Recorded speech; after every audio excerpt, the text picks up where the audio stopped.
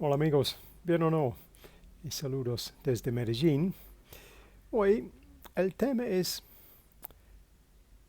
cómo encuentra tu voz leyendo en voz alta. Ese es el tema de hoy. Y también voy a mostrar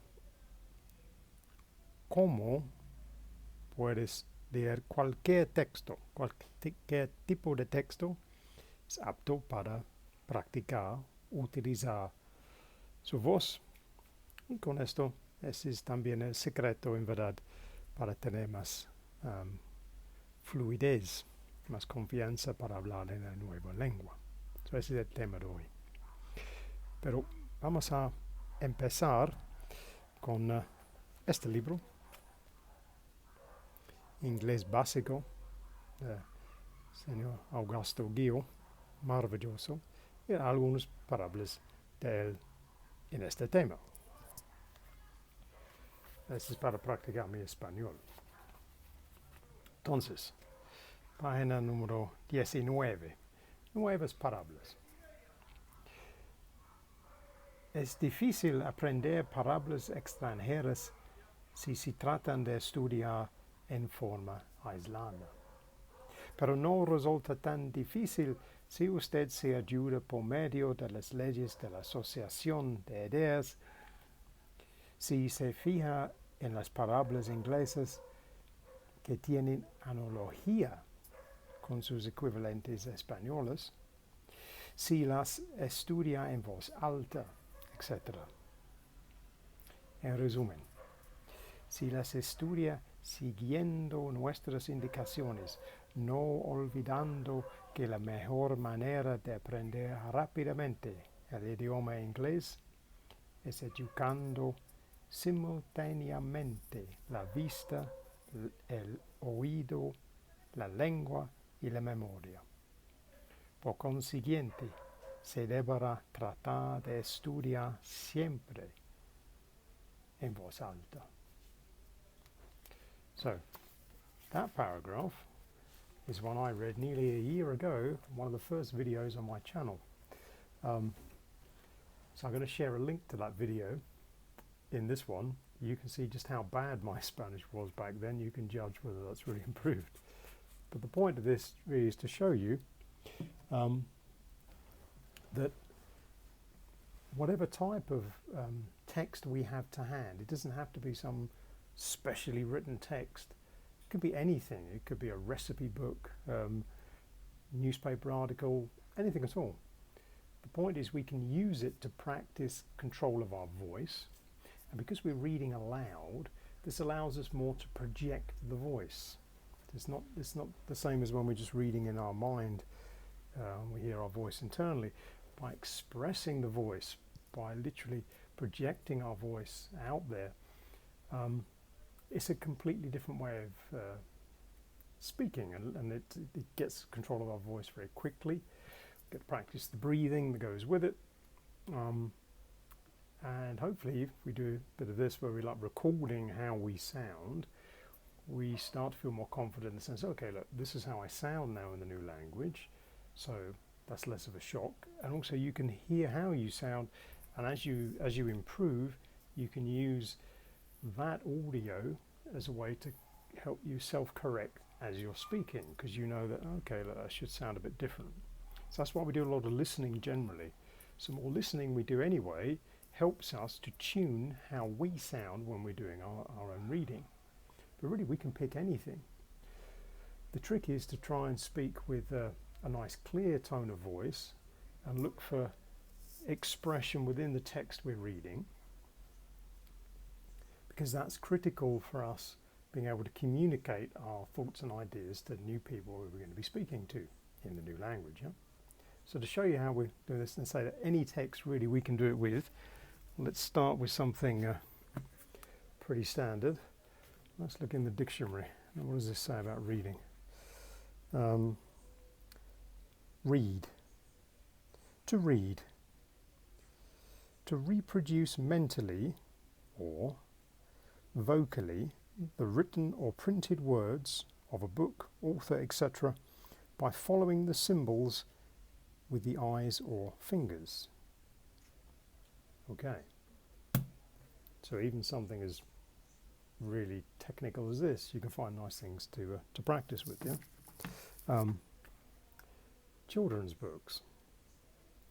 Children's books are particularly good if you're not feeling confident at the beginning with how you sound, because children's books, and these are a great example for English particularly, the reason children like these type of stories is because they repeat common sounds.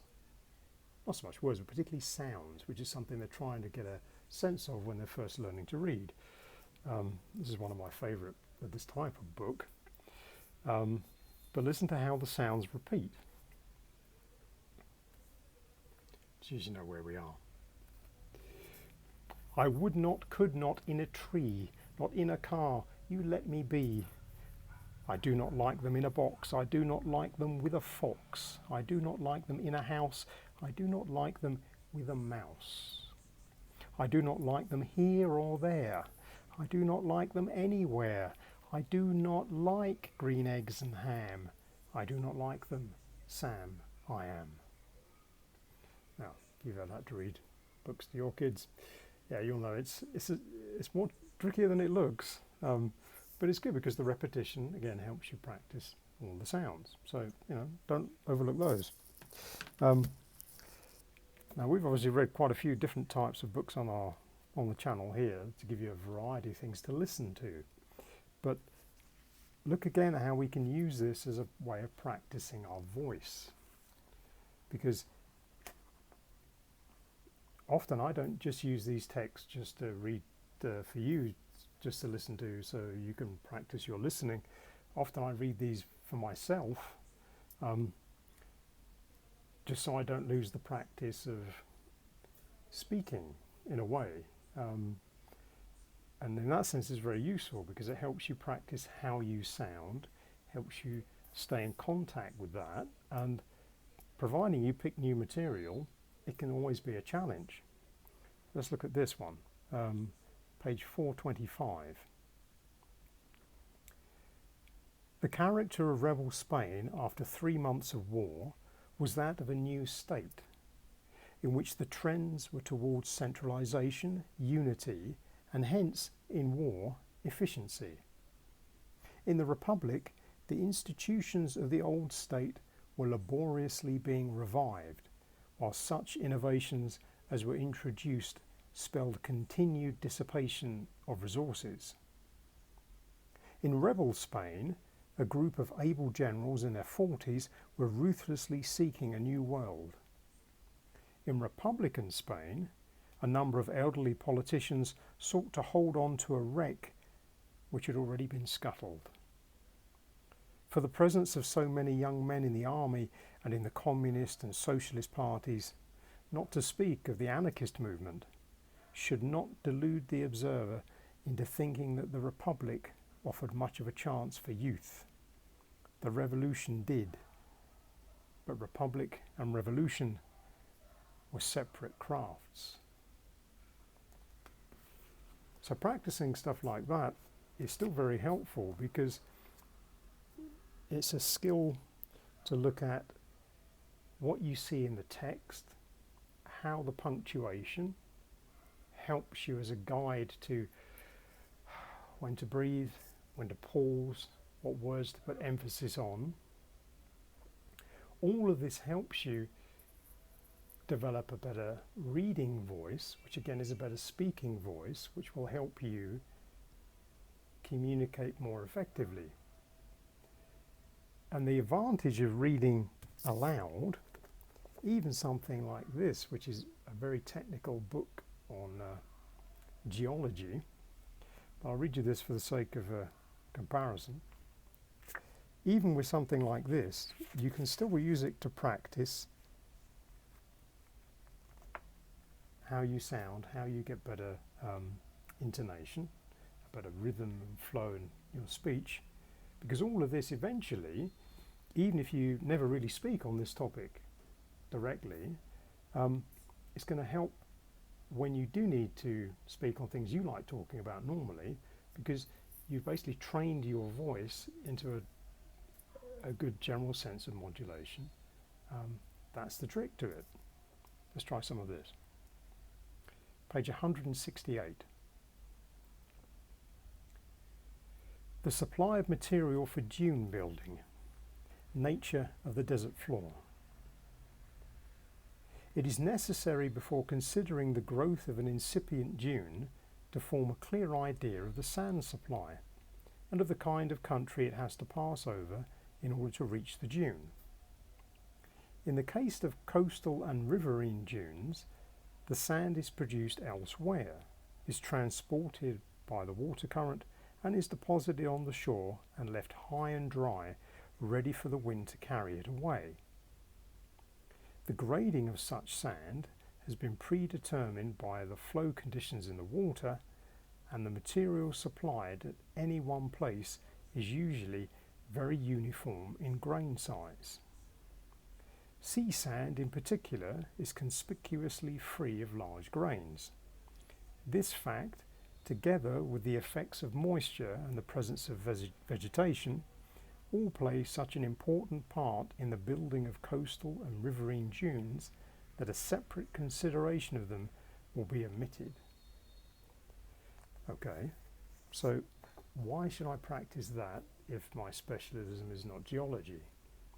Well, really, because there's lots of difficult words in there.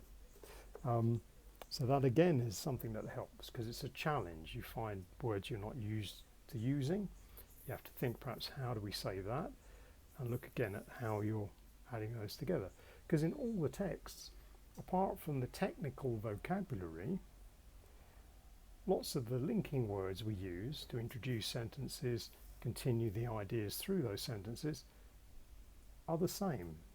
That's the common pattern. It's like how we build the sentences is the same, but the vocabulary will change depending on how technical the subject, what type of book it is. The advantage for us as learners when we're reading aloud is that we're given a script. We don't have to think of what to say, which can slow us up. Because we have something to read, we get to practice the voice, which is very important, without having to worry about, what should I say next? We just need to read what's on the page. And as we practice that, and we can go over this several times, you can practice the same text several times like a test piece, you get better and better at it. And with that, you start to notice how to deal with the patterns more generally. And this again brings you more confidence in how you sound. So the whole thing kind of knits together. Other things you can go with are kind of texts that were originally written to be read aloud. Alistair Cooke's famous radio broadcasts for many years on the BBC were written to read aloud. That's how he did. He wrote it first and then he just read it aloud in the studio as part of his broadcast. So these are a little bit easier to read because that's how they were written originally. Let's try this one. So this one was first broadcast on the 24th of October 1997. The Kennedy missile tapes.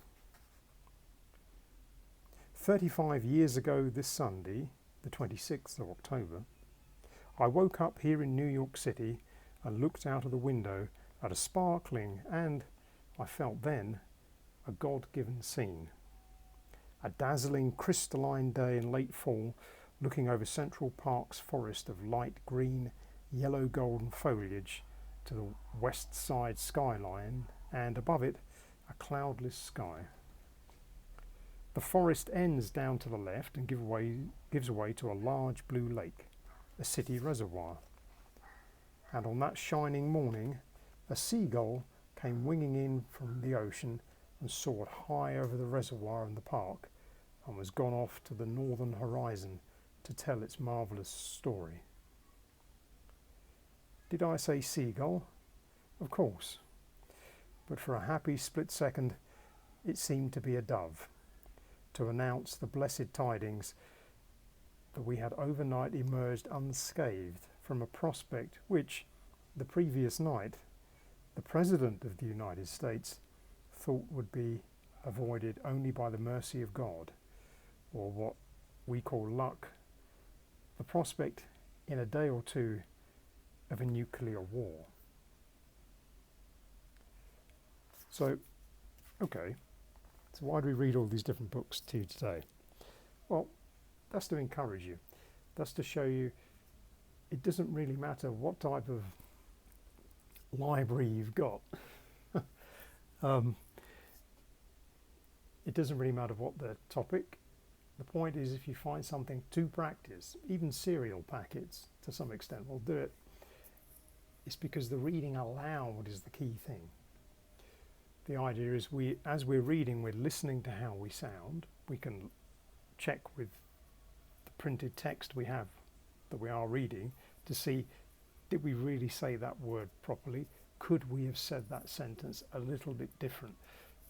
What was the author trying to tell us in that sentence?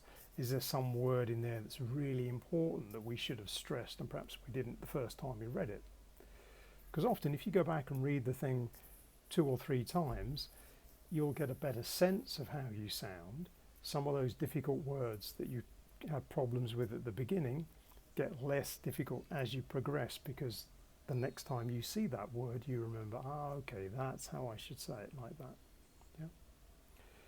There are some cases, like the last one I read there, where you can actually go back and listen to the original recording of that broadcast or that program, or perhaps the book's available as an audio book and someone has already done a reading of it, which you can use to help practice. Look at the way how they've expressed it. So there are things like that you can use, but the key thing is to practice reading aloud. And if you get the chance, I recommend, as you may know, I do these videos, I stand up, because it's much easier to speak aloud when you're stood up, because it helps your breathing. It's much easier than being sat down. So if you have space, try it. Try projecting your voice. Now this is not to say you should, it's not shouting. That's something entirely different. This is literally just to project the voice so it carries easily from where you are to, let's say, the other side of the room. And if you do that with reading aloud, that's going to help you slow down your speed of speaking a bit, because ideally when we need to project the voice, one thing we need to do is go a little bit slower, because we need to sound the words very clearly so that the audience can hear us. But by doing that, we speak more clearly, and this is a good way to train the voice, because we get to practice projection, we get to practice a good pace of speech, which is perhaps slightly slower, but at least it's very clear. And then we can adjust the volume, if you like, depending to the audience, how close we are to the person we're talking to.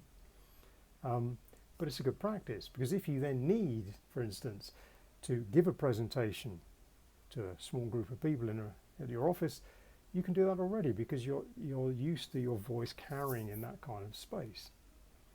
So there we go. There's some things to think about today. It takes you on from where we were yesterday, dealing with difficult conversations. But when you're practicing reading, don't worry that you don't have a perfect set of texts and things to read. That's not really the thing. The thing is just to find something, even something that looks perhaps quite technical, perhaps not the most easy to read thing. Usually even within that kind of text, there's something you can bring out of that. You can still read it in an expressive way. And by practicing, say, read it out loud, listen to how you sound. If you can, record it, so listen back to it. Try it 2 or 3 times, each of the readings. See how you improve. See where you can put more emphasis on particular words. See how that changes the emotion that you're transmitting when you're saying that. I see generally how that improves your sense of confidence in how you sound, because that's the key thing. Once we're more confident in how we sound, that's one other barrier that we've removed to get us much closer to normal fluency. So there we go. Have a go at that one. Déjame saber en los comentarios, como siempre. But for now, from Medellin, it's Cheerio.